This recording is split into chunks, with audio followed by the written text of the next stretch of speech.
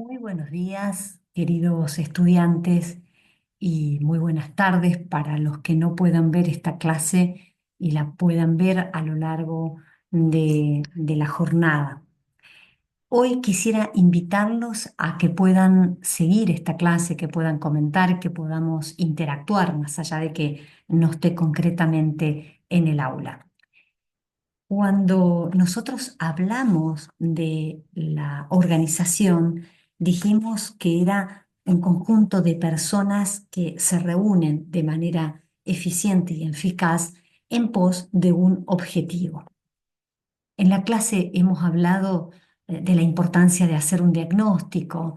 En la clase hemos hablado también que dentro de ese diagnóstico y dentro del proceso administrativo, que no tenemos que olvidarnos que ese es el marco contenedor de todas estas clases, que el proceso administrativo consta de 4 etapas: planificar, organizar, dirigir y controlar.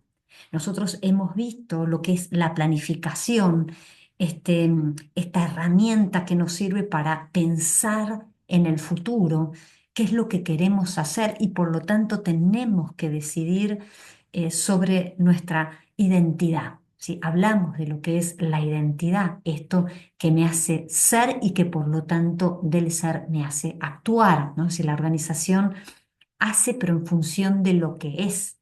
Bueno, y que es muy importante distinguir la identidad de la imagen, o sea, la percepción que brinda y la percepción que es recibida, en este caso, por los clientes, si fuera una organización lucrativa.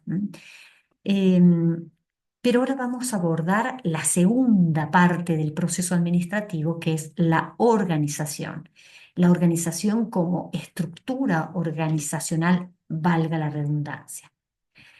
Nosotros en la planificación, entonces, cuando nosotros vuelvo entonces a un paso previo, y dijimos que era interesante tener presente que para poder planificar teníamos elementos: las políticas, los programas, la planificación estratégica, la planificación táctica que va como al hueso, es decir, bueno, muy bien, si queremos abrir una nueva sucursal, ¿quién la va a llevar a cabo? ¿En qué momento del año? Contamos con el personal. Entonces, un elemento también interesante a tener en cuenta dentro de lo que es la planificación, los tipos de planificación, las políticas, los programas, los recursos. Tenemos ese medio para llevar a cabo esa estrategia, otro elemento. ¿Qué es una estrategia? Es un camino a seguir. Entonces, políticas, tipos de políticas, programas, estrategias, tener en cuenta el diagnóstico para saber dónde estoy y a dónde quiero ir, visión, misión, propósito, objetivos, estrategias. Bueno, pasada esta etapa de la planificación, nos concentramos en la estructura organizacional. Entonces, si la estrategia me dice qué tengo que hacer, la organización me dice cómo tengo que hacer. Por lo tanto, cuando nosotros hablamos, y esto lo dice el autor de Suani, ¿qué es la estructura organizacional? Es el conjunto de todas las formas o tareas asignadas a quienes, a individuos y a personas. El diseño también lo podemos entender como el sistema, ese sistema que va a permitir garantizar una buena coordinación de las tareas efectuadas por los colaboradores o por los empleados. Te invito entonces a que me acompañes y que veamos el PPT de la clase. Bueno, muy bien. Entonces, cuando nosotros hablamos de la organización, tenemos que entenderla como concepto. ¿Por qué es importante? Bueno, vamos ahí. Entonces, vamos ahí con la presentación. Bueno, si ustedes me están acompañando y pueden seguir la presentación, ok. Entonces, lo que vamos a analizar es la estructura organizacional. Este conjunto coordinado de tareas y de actividades que evidentemente tienen que estar coordinadas, pero que cada una de las actividades son independientes en sí mismas. Sigamos entonces. Bueno, entonces hemos definido la estructura organizacional, vamos a ver los tipos de la estructura organizacional, la importancia de una estructura organizacional efectiva, los factores que influyen en ese diseño de la estructura organizacional, cuáles son las estrategias y las tendencias actuales. Muy bien, entonces, ¿por qué es importante de tener una estructura organizacional? Porque justamente, como dice acá en el slide, se refiere a la forma en que se dividen, se coordinan las actividades. Existen muchísimos tipos de estructuras organizacionales que las vamos a nuclear con una sola palabra que se llama departamentalizar. ¿Qué significa la departamentalización? Cuando organizás, coordinás las tareas. ¿Y por qué es importante? Porque hace o ayuda. Es como si en una casa todo fuera un caos. O sea, todos entran, salen, no saben los horarios de uno o de otro. Debe haber una coordinación. Y esa coordinación, qué bueno es que siempre más sea un trabajo de equipo, donde todos los integrantes de la organización no están esperando del que tiene la autoridad para que se hagan las cosas. Todos son proactivos. Bien, sigamos entonces. Ustedes saben que en 1985 nosotros lo vamos a profundizar como una de las teorías administrativas. Aparece un autor, bueno, no solo en 1985, mucho antes, pero escribe un libro muy interesante que es La estructura de las organizaciones. Y estamos hablando ni más ni menos, por eso vemos esta imagen, que es el autor Misber. Él va a hablar de que es muy importante que para que una organización funcione, ¿sí? Debe haber una cultura, por eso él habla de una ideología, no como la entendemos hoy, sino que él decía que esa cultura es ese conjunto de valores y de creencias que va a marcar el camino de la organización y que por lo tanto, para poder marcar el camino, cada uno tiene un rol. Entonces, nos encontramos con el vértice estratégico, que es la alta dirección. O sea, los que ocupan los puestos más altos de la organización. Son responsables del desarrollo de la estrategia. Recordemos, si la organización me dice cómo se hacen las cosas, en la estrategia me dicen qué se va a hacer. Y por lo tanto, el vértice estratégico es el encargado de armar esa política organizacional, armar cómo va a ser esa planificación estratégica. Luego aparece la línea media, que son aquellos responsables intermediarios. ¿Qué van a hacer en esta función?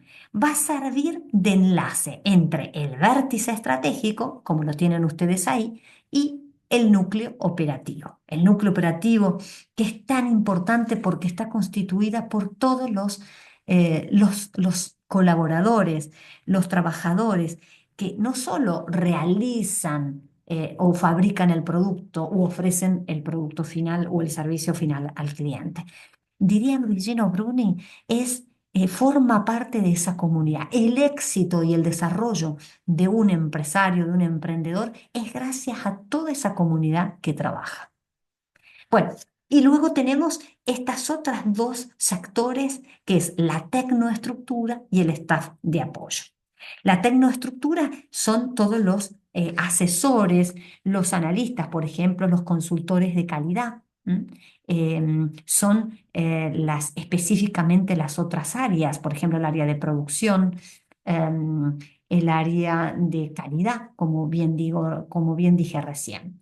Y el staff de apoyo, la misma palabra lo dice, va a acompañar los procesos, las tareas que se vienen desarrollando en la organización. Por eso está ahí fundamentalmente dos áreas que son claves como el área de la administración y el área comercial.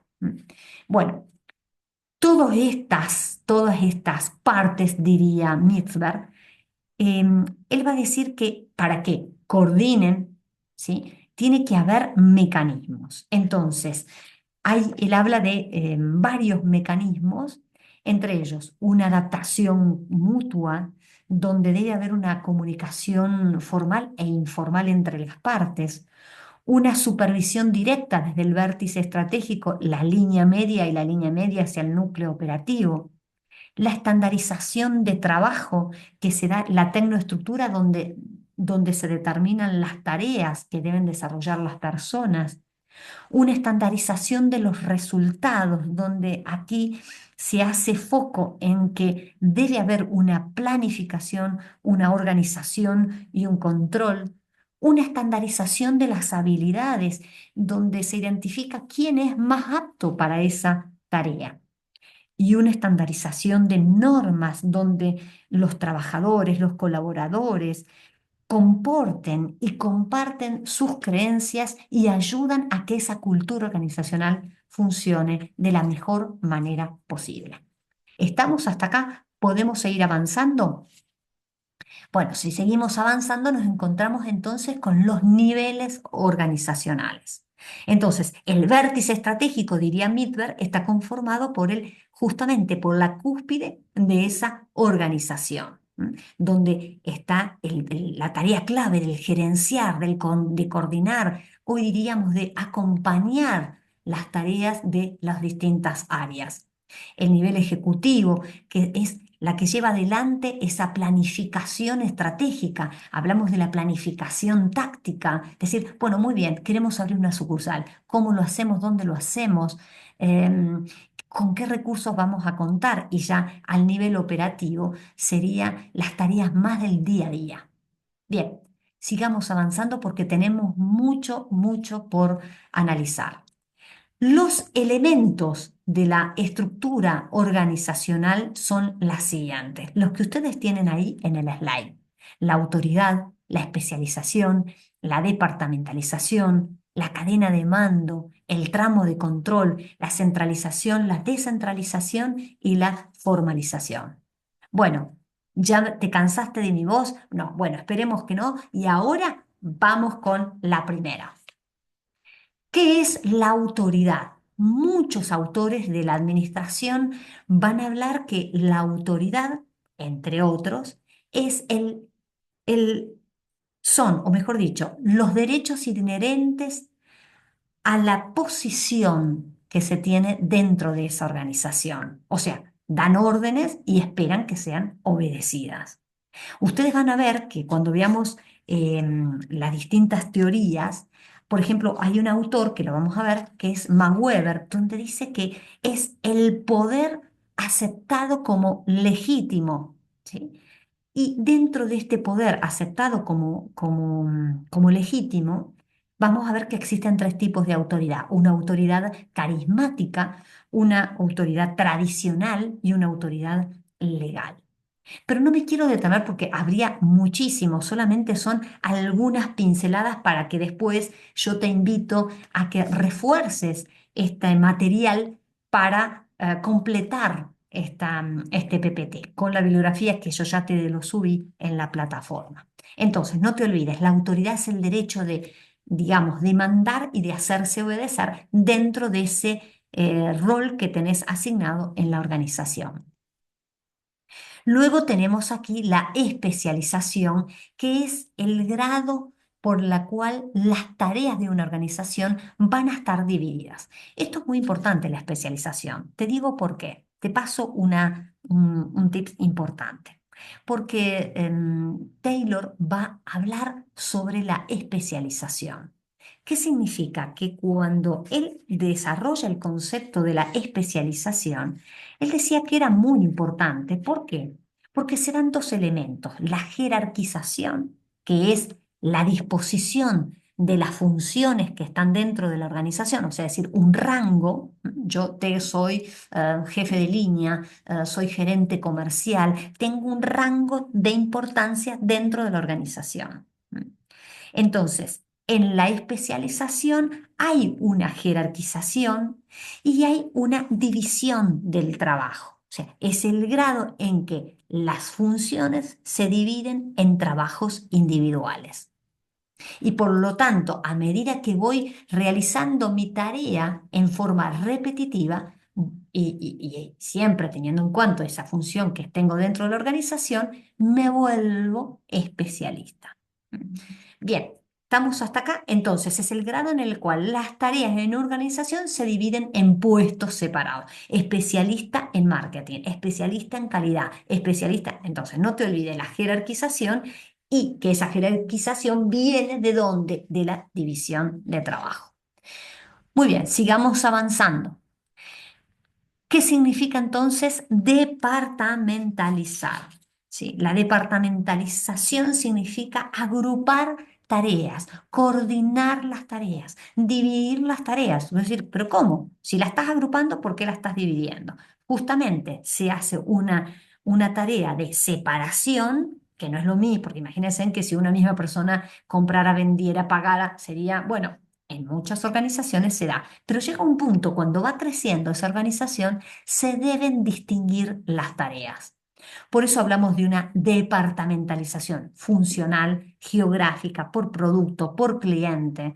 Bueno, hay muchísimos tipos de departamentalización. Bien, estas departamentalizaciones ayudan a que las tareas se vuelvan mucho más coordinadas. ¿M? Fíjense ahí, en este slide, vamos a ver que hay una comunicación, hay un orden, hay niveles dentro de la organización. Yo voy a saltar lo que son las ventajas y las desventajas para tratar de avanzar. Esto lo podés vos leer luego cuando yo lo suba a la plataforma. La departamentalización geográfica son para grandes organizaciones donde, o por ejemplo en el caso de franquicias o en el caso de las sucursales, donde las organizaciones operan, está la sede central y luego tienen como, vamos a decir una palabra simple, brazos donde siguen operando con la misma identidad, con la misma lógica de la casa central. ¿Mm? Bien. Entonces acá tenemos, por ejemplo, cuando decíamos departamentalización geográfica, la división Salta, Tucumán, Córdoba, Rosario. Ok, dejo, como decía recién, las ventajas y las desventajas para irme a otro tipo de departamentalización como es la de por clientes y por mercado. Sí, normalmente son para grandes organizaciones que cuentan con una base de datos de clientes importantes. Bueno, entonces acá tenemos, por ejemplo, en el caso de los bancos, donde tenemos distintos tipos de clientes. Dejo las ventajas y las desventajas para pasar a este tipo de departamentalización que es por proceso o por equipos.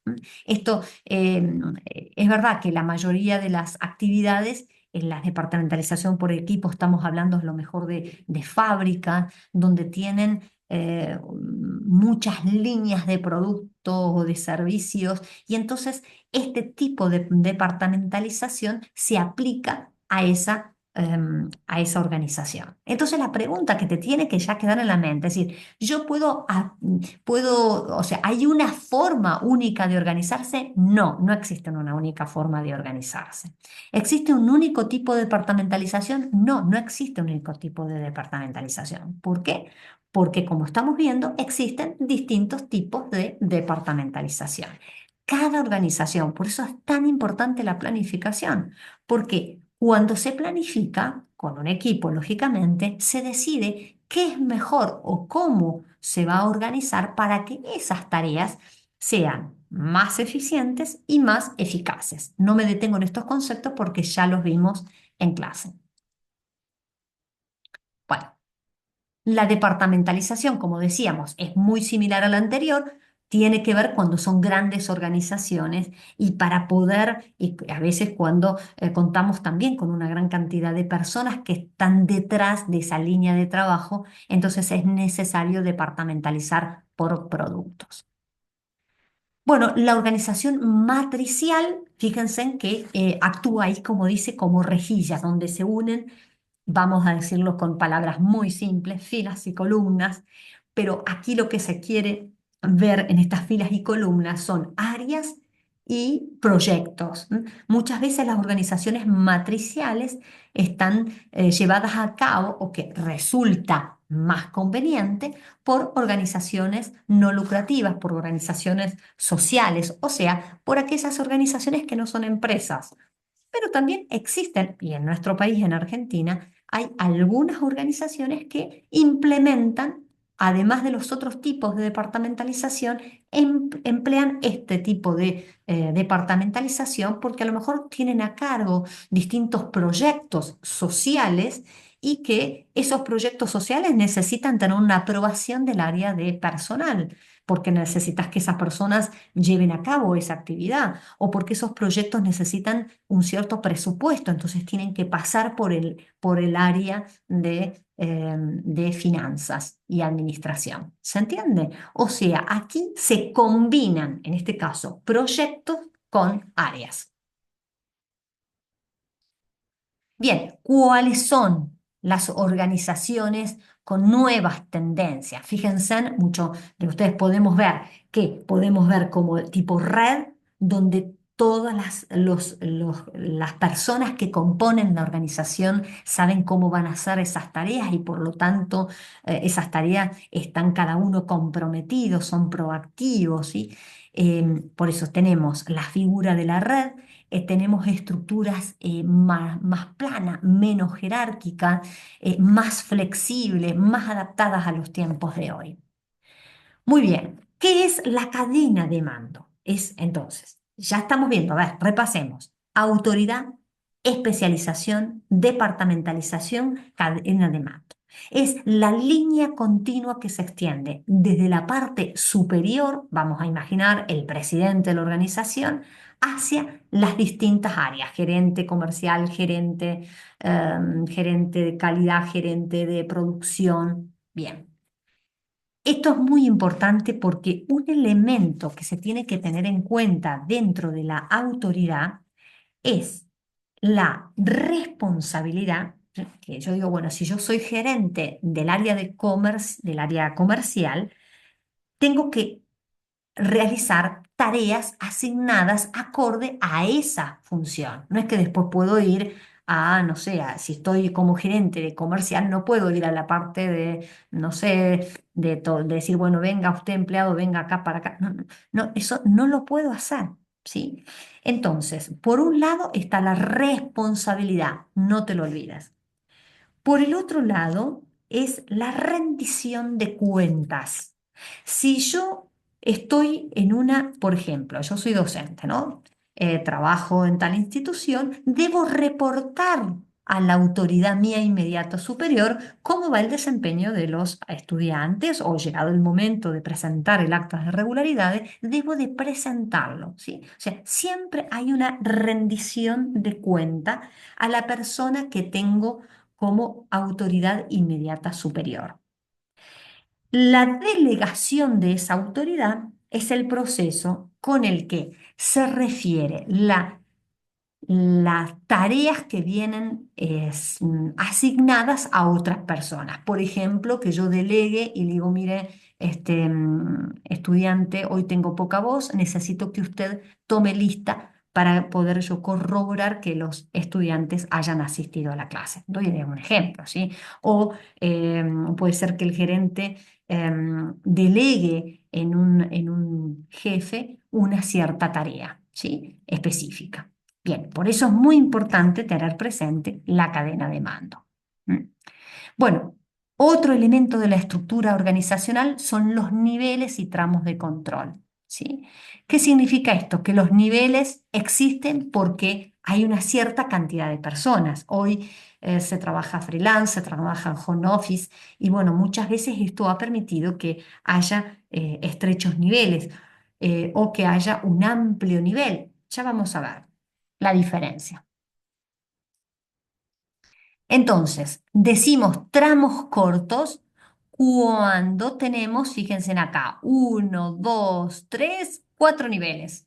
Tramos cortos son o sea, cuando nos encontramos con muchos niveles. Eso es un tramo corto, ¿sí? Un tramo largo, en cambio, fíjense en que tenemos una estructura más plana, ¿sí? Donde tenemos una persona con muchas personas a su cargo. Como decíamos hace un rato, yo les dejo a ustedes el material para que revisen las ventajas y las desventajas. Otro tema tan importante donde están implícitas las tomas de decisiones, que los vamos a ver más adelante, pero que está ligado a este tema, es la centralización y la descentralización. ¿Qué es la centralización? Es en el grado en el cual las decisiones se concentran en un solo punto de la organización. Normalmente decimos que hay más centralización en la cúspide de la organización. ¿Te acordás cuando veíamos los niveles? Diría Misber, el vértice estratégico. Bueno, y la descentralización es cuando esa toma de decisiones se va delegando en los niveles inferiores o más bajos. No porque no sean importantes, sino por el grado de actividad que tienen que realizar.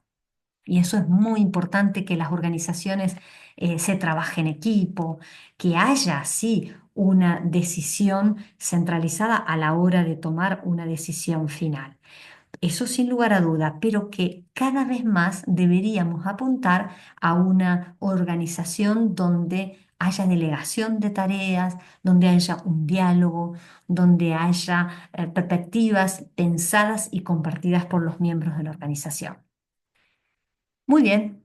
Y tenemos aquí la organización formal y la organización informal. Como vemos acá en el slide, la organización formal debe ser flexible, ¿sí? Aun cuando deban cumplirse tareas. Vemos organizaciones que no se quieren salir de su manual de funciones. Bueno, hay otras que ni siquiera lo tienen, pero ¿para qué nos sirve, por ejemplo, el manual de funciones? Porque se determina qué tareas, cuál va a ser el alcance de las tareas que voy a realizar en esa función. ¿Mm?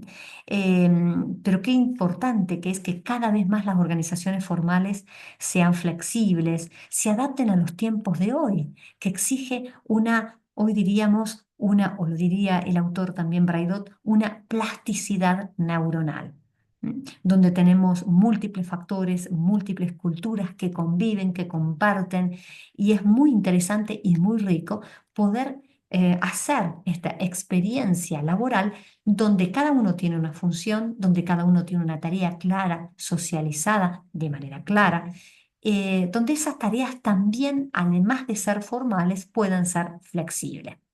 Una organización informal no quiere decir que es, diríamos, bueno, como va viniendo, no, una organización informal ayuda a la cultura organizacional, ayuda a que los ritos se refuercen cuando esos ritos enriquecen la organización.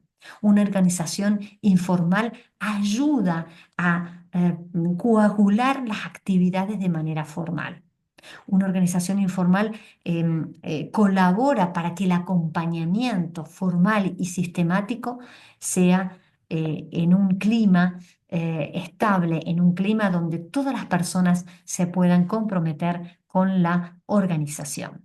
Y vemos acá, ¿no? Esto es la interacción entre una organización formal e informal. Bueno, entonces, espero que en todas estas clases, en especial esta, hayas aprendido la importancia de poder armar la estructura organizacional. Entonces, repetimos para que no te lo olvides nunca más. La estructura organizacional entonces me indica cómo hacer las tareas. Ese cómo lo va a definir cada organización. Recordemos los elementos: la autoridad, la especialización, el tramo de control, la centralización y la descentralización, la departamentalización, la formalización, ¿sí? Todo esto, los diferentes niveles de la organización. Todos estos son los elementos vitales, es el corazón de la estructura organizacional.